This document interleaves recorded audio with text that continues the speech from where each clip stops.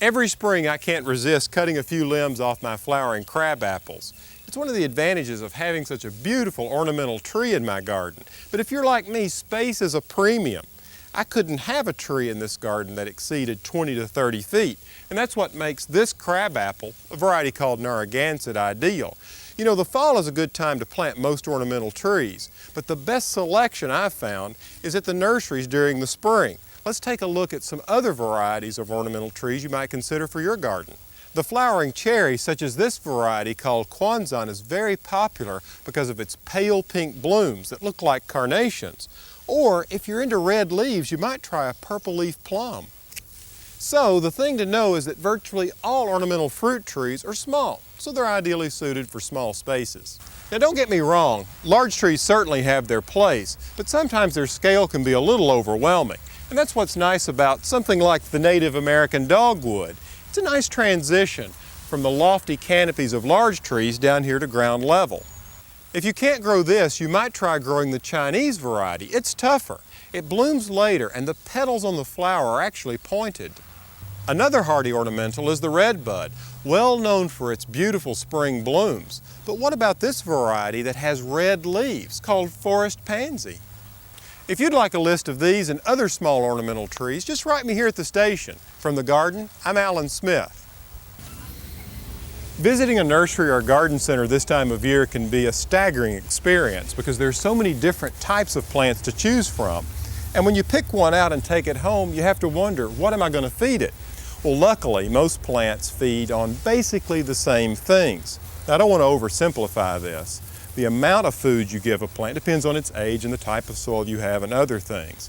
But basically, plants need large quantities of nitrogen, phosphorus, and potassium. Those are the three elements we see on bags of fertilizer. So why don't we take a look at these elements individually and see how they benefit plants. The first of the three numbers represents nitrogen.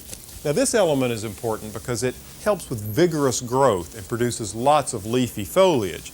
It's the sort of thing, as you might expect, which would be ideal for lawns because you're producing blades of grass, but not the sort of thing you would want to put on tomatoes because you would produce lots of leaves and not much fruit. Let me show you what I mean. This bag of lawn food is loaded with nitrogen. If you look at the ratio, you see it's 28:4:4. That means in 100 pounds of this fertilizer, there'd be 28 pounds of nitrogen, 4 pounds of phosphorus, and 4 pounds of potassium. That middle number is phosphorus, and it's important for the production of blooms and fruit. So I use it on my perennials and in my vegetable garden. The last number is potassium. This is good for strong root and stem development. Now, there are other trace elements that are important for plants as well, but it's a well-balanced diet that makes them the happiest. From the garden, I'm Alan Smith. When I think of bulb planting, I always think of the fall, the time of year we plant many of our favorite spring-blooming flowers like tulips and daffodils. But if you're willing to expand your definition of exactly what a bulb is, there's a whole world of possibilities out there.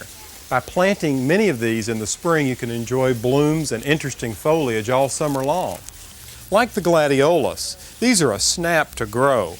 Now, while this may look like a bulb, it's actually a corm. These are very popular with florists. It's because the blooms last so long. Now, if you plant these, I recommend that you do it over the course of the summer, every 2 weeks, so you'll have a continuous crop to cut. And a natural for container gardens is the beautiful canna. I like it not only for its wide range of beautiful bloom colors, but also for its bold foliage, great texture in the garden.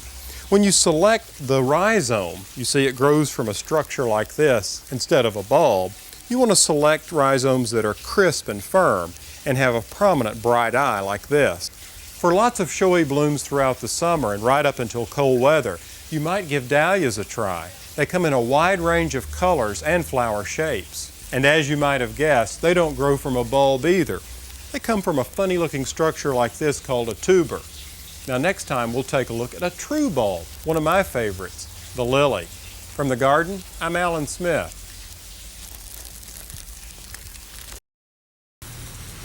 Whenever I talk to people about their gardens, one of the most frequently asked questions is, what can I grow in the shade, in those reduced light areas in my garden?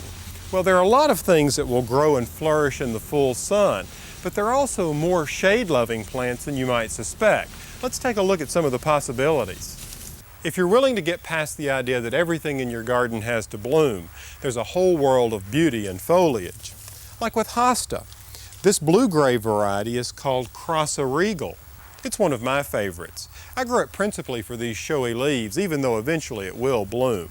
Hosta can make a dramatic statement in any garden.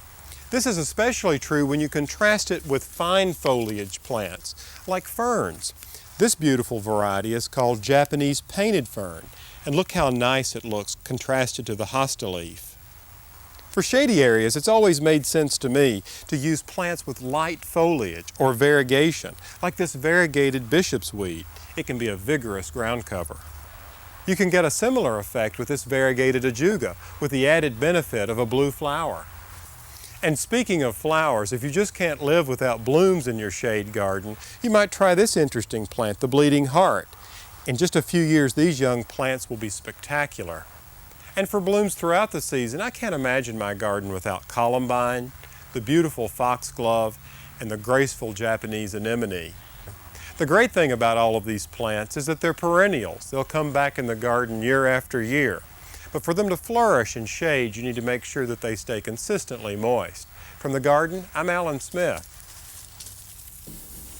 Gardening continues to grow in popularity, and for good reason. It's a sort of activity everyone can enjoy. You don't have to have a large amount of space or a big garden to grow things. As a matter of fact, a small terrace or patio can be the perfect place for growing things in containers, as long as you have sufficient light.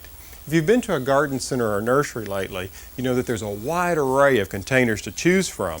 But the old standby, the classic, still seems to be the terracotta container. These have been a mainstay in gardens for literally thousands of years. But if you've shopped for them today, you know they just don't give them away. They're like anything else you buy. You get what you pay for. Inexpensive terracotta is generally softer and more porous, making it fragile and more susceptible to breaking in cold weather. What happens is water collects in the pores of the clay, and when it freezes, it expands and shatters the container. When I'm buying smaller containers, I really don't have that much invested, but it's a different story when it comes to these big guys. I think it makes a lot of sense to spend a little extra money and get a higher grade terracotta, like this Italian.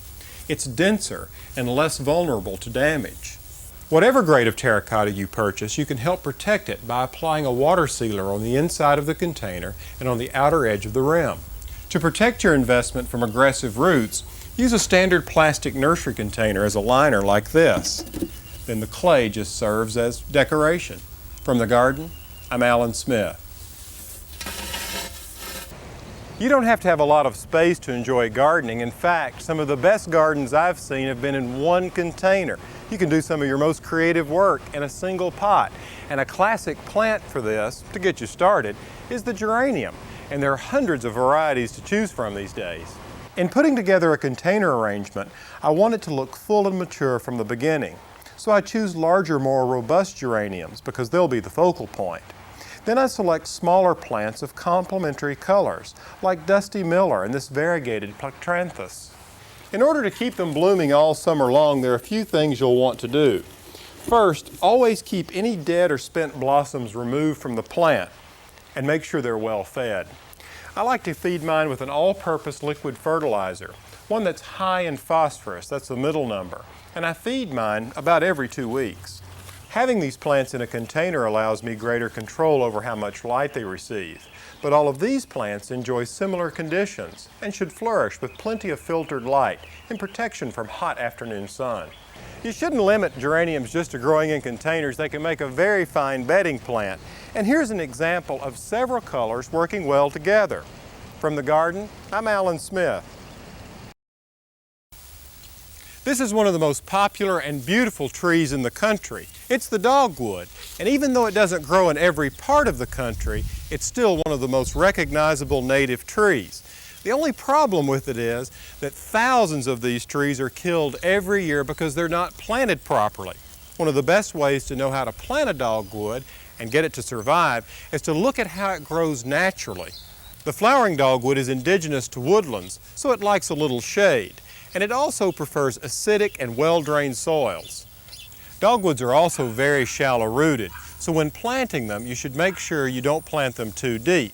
Since their native environment is a woodland, they do much better in a bed like this rather than planting them in the lawn.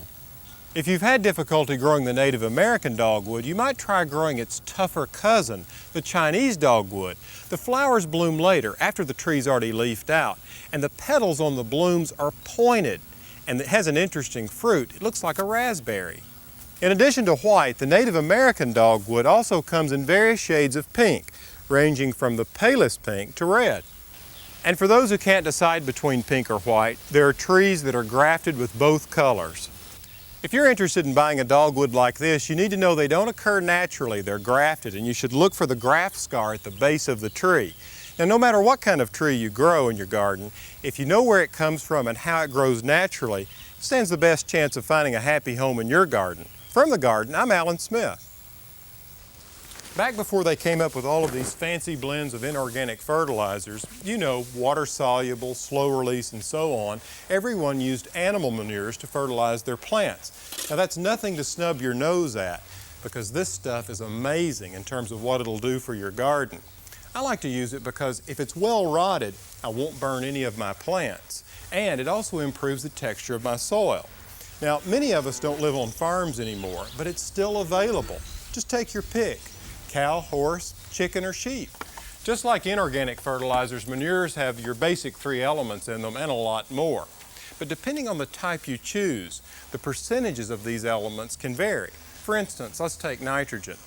Cow has the lowest percentage of nitrogen in it, whereas chicken has the highest. When I use chicken manure, I like to use this pelletized form. Even though the odor can be a little strong, it's easy to distribute through my garden. Nutrition aside, there's another good reason for using animal manures in your garden. You see, since it's a source of humus, it's an excellent way to improve the texture of your soil. If your soils are sandy, it'll help them retain more moisture. And if you have a clay base for soil, like mine, it'll help break up those tiny little particles and introduce air and water spaces, the perfect environment for microorganisms, which will help your plants flourish. If you use manures, you want to make sure that they're well decomposed and rotted before you put them on your garden. Otherwise, if they're fresh or green, they can be too hot. They're high in nitrogen and they can burn your plants and also make it a very unpleasant experience to work with. From the garden, I'm Alan Smith.